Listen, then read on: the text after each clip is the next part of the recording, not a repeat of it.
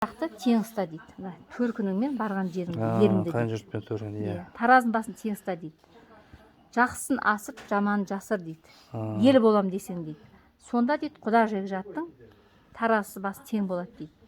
Мына қараңызшы. Қызым дейді, өмір ала құла дүние дейді.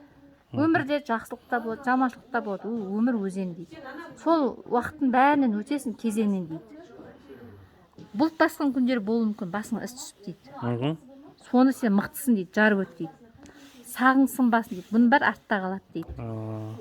Басыма іс түсті, жолым болмай қалды, ренжіп қалдым, мені ұрсып қойды, маған қатты сөз айтып қойды деп, қатты өмірге өкінбе дейді. Оның бәрі өткінші дейді.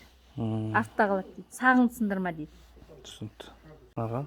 Сені мына құдықтағы суға теңедім дейді. Құдықтағы судың өмірін саған бердім дейді. Біз перзенттеріміз өте жақсы көреміз ғой. Ой, мысалы, бұл құдықтағы суға теңейді. Неге теңізге теңемейді? Неге дарияға, неге өзенге? Аға? Даша тереңнен түсініп қараса, әр үйде бір құдық болады. Сонда сен құдықтағы суға теңедім деген сөз, бір отбасыда бір отбасың болсын дейді. Сол үйге терең батып, судайсың дейді. Сол үйге нәр бер дейді. Құдықтағы судай. Қазіргі заманда үйде суымыз колонка ғой. Bir күн су болмасын, шулап кетеміз, су жоқ деп.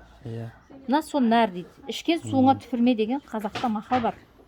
Мына келініміз бізге нәр беріп отыр. Киімімізді жуады, тамағымыз істейді, бала туып береді. Бар жағдайымыз істейді, дұрыс па? Сен соны қайтып түфіресің? Иә, дұрыс. Ол сенің болашағың терең батсын дейді. Қара, иә.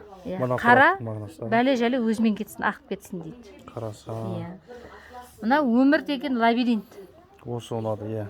Өмір деген лабиринт. Лабиринт деген бұл жұмбақ. Осы шырмау дейді. Сол шырмаудан шығу үшін адам қай жұмыс болсын, еңбекте, отбасыда болсын, тіршіліктің бәрінде мінезің сынық болсын дейді. Кекіреме дейді, сын дейді. Сонда ғана сен жолың болады дейді. Иә. Мақыл дейді. Көрдіңіз ба? Осы қазақтар бұрын. Мына айналайын дейді, жарқыраған жұлдыз сол үйге нәр бер, шуағын шаш дейді.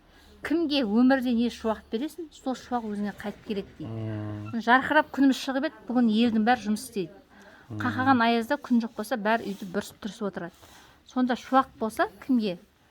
Жерге шуақ беріп еді, жер көгеріп өрсін, не дейді, көгеріп жатыр, е? Сол айтпақшы, сен де адамға ортаңа, туған туысыңа, бауырыңа, жан жақтағы жора жолдасың болсын, жан жағындағы бауырыңа шуақ бер дейді.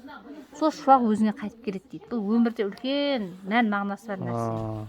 Кімге не жақсылық жасасаң, сол жақсылық өзіңе келеді деген сөз. Кішкене айтсаңыз, аға? Бәрін ырыммен жасалынады. Бұл дүниең көбейсін, малың көбейсін, жаның көбейсін деген сөз. Азғантай құрақтан әрбір сөз мағынасы бар. Құрақтар сөйлейді. Әртүрлі, иә. Бұл төзімділіктің, сабырлықтың, үнемшілдіктің бәрінің символы дейді құрақ. Осы құрақтың бәрі төзімдіктің арқасында, не дейді, сабырлықтың арқасында еңбегі мына сол арқылы шығады. Мына құрақта мынандай әңгіме. Айналайын қызым дейді, ақ босаған аттан дейді, өсуін жапырағын жай дейді. Қызым тек алға қарай ұмтыл дейді. Мынаған жол, алға ұмтыл дейді. Кері шегінетін жол жоқ дейді. Қайтып келмейсің дейді, есік жабып. Бұл өмір дейді, оңай емес өмір, әртүрлі сатыдан тұрады дейді. Сол сатылардың бәрінен өтеді өмір болғасын. Алға қарай жылжисың, сонда ғана жапырағын жайлады дейді.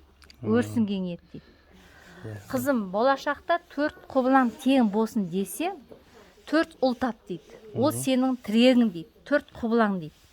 Ұлдарың қошқардай болсын дейді. Батыр болсын найзастайтын. Сөйтіп тәрбиеле ұлыңды дейді. Белі бекем болсын ұлыңның, денсаулығына мән бер дейді. 4 ұлыңды бөліп жарма дейді. Тату болсын дейді, сабыр болсын. Ол сен болашақ тірегің дейді. Мына жерде. Өмір ақ қарамен